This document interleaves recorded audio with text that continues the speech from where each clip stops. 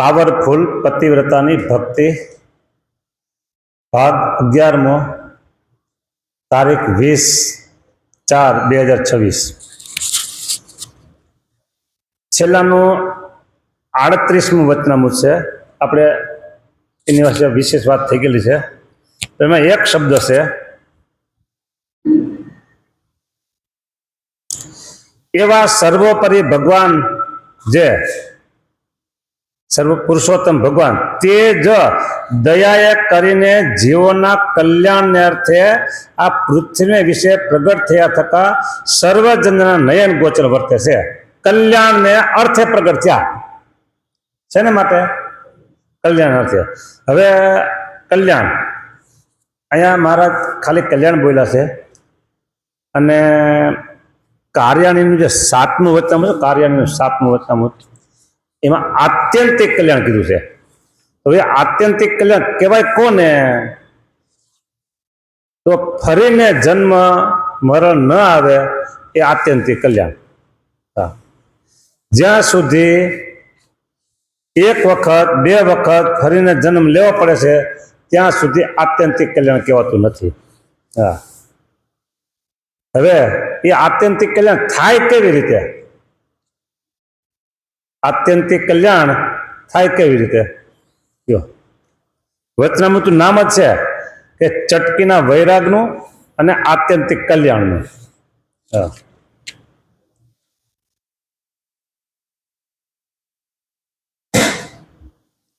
હવે એમાં મહારાજ પોતે એમ બોલે છે આત્યંતિક કલ્યાણ માટે. એ વાત બહુ સમજવા જેવી છે.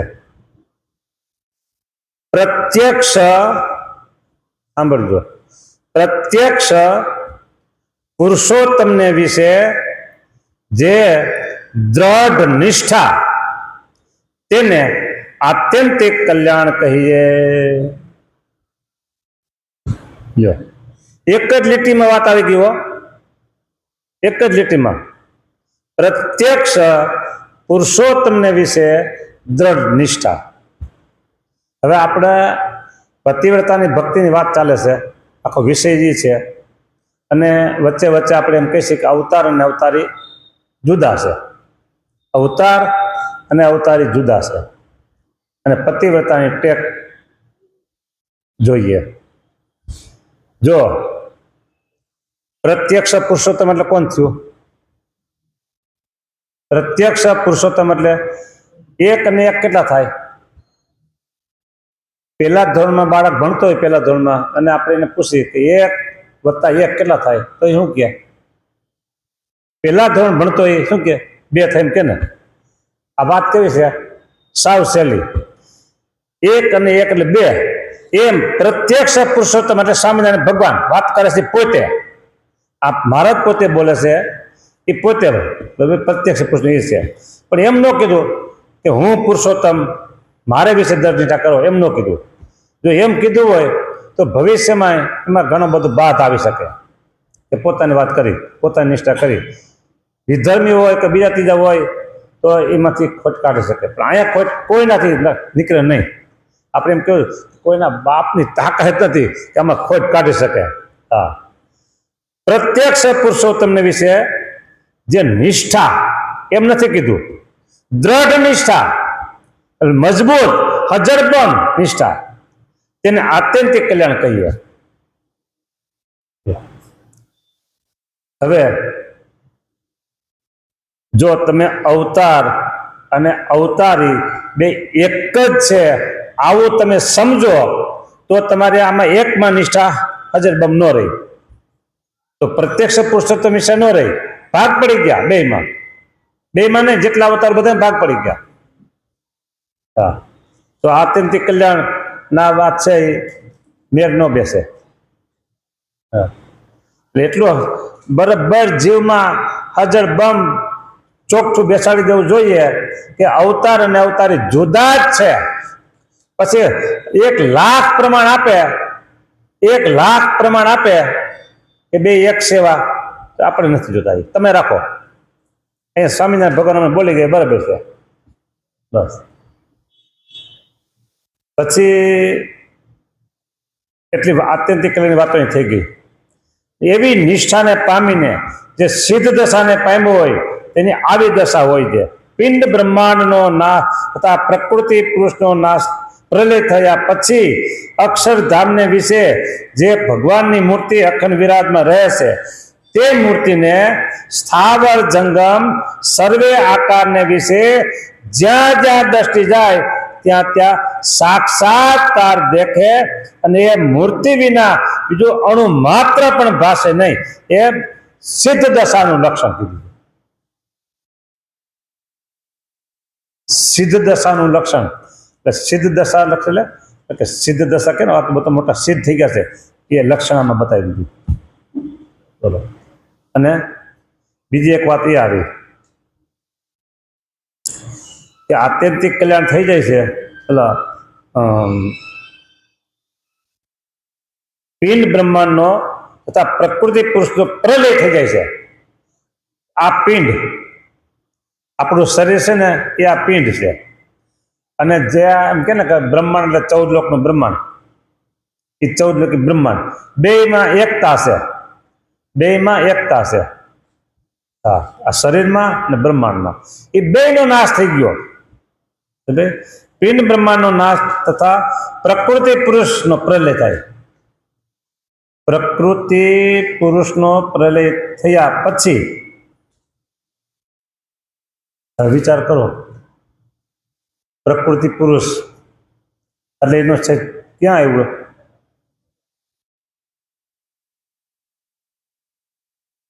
વૈકુંઠ ધામ એટલે કે પ્રધાન પુરુષ, એના ઉપર પ્રકૃતિ પુરુષ. એટલે પ્રકૃતિ પુરુષના પૂરી થાય પછી અક્ષરધામ આવ્યું. હવે તો આ બધાનો પ્રલય થઈ જાય છે.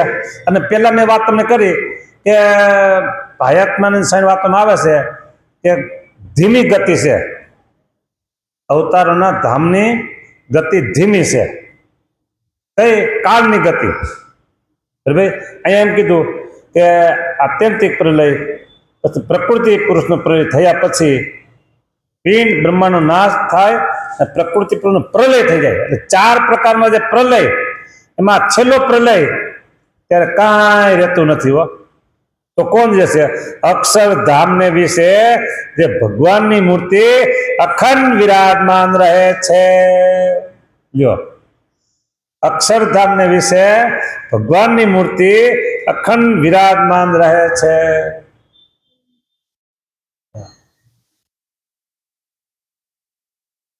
એટલે પેલા હતા, અત્યારે છે અને ભવિષ્યમાં જ રહેવાના. ત્રિકાળમાં ક્યારેય એમ નહીં કે આ બધું નાશ થાય. હા, બાકી હા 14 લોક બ્રહ્માંડ એ બધાનો નાશ થાય છે. 14 લોક બ્રહ્માંડ બધાનો નાશ થાય છે. હા, એક આ નાશ થતો નથી, અક્ષરધામ. તમે અવતારો ધામે આવી ગયા, એક વખત તો નાશ થવાના છે આત્યંતિક પ્રલયમાં. હા, તો એટલે વાત 2 મુદ્દાની, અવતાર અને અવતારી જુદા થઈ ગયા અને આપણે જે સ્વરૂપ મેળવ્યું છે એમાં હાજર બમનિષ્ઠા પતિવ્રતાની ટેકથી. હા, એમાં ફેરફાર થવો જોઈએ નહીં. એ આ વચનામૃત આપણે પાકું કરી દેશે. હા, પ્રત્યક્ષ પુરુષોત્તમ છે દ્રઢ નિષ્ઠા. હા,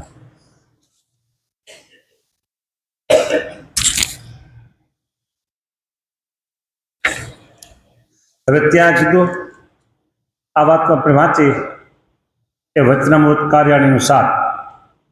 હવે વચનામૃત છે ગઢડા પ્રથમનું 56. એમાં એ વાત આવી જ્યારે બ્રહ્માંડનો પ્રલય થઈ જાય છે, બ્રહ્માંડનો પ્રલય થઈ જાય છે ત્યારે આ પ્રગટ ભગવાન છે તે એક રહે છે. 2 વાત મળી ગઈ. ઓલી વાત કરી કાર્યાણીમાં અને આ વાત કરી ગઢડામાં. સાલ છે 1876. ભાઈ, ને કાર્યાણીની સાલ છે એ 1877. આખું વર્ષ બદલી ગયું. રસ બદલી ગયું તો વાત બે એક હરકીક થઈ. જ્યારે બ્રહ્માંડનો એમાં બ્રહ્માંડનો પ્રલય ન કીધું, અહીંયા કીધું બ્રહ્માંડનો પ્રલય નથી કીધું.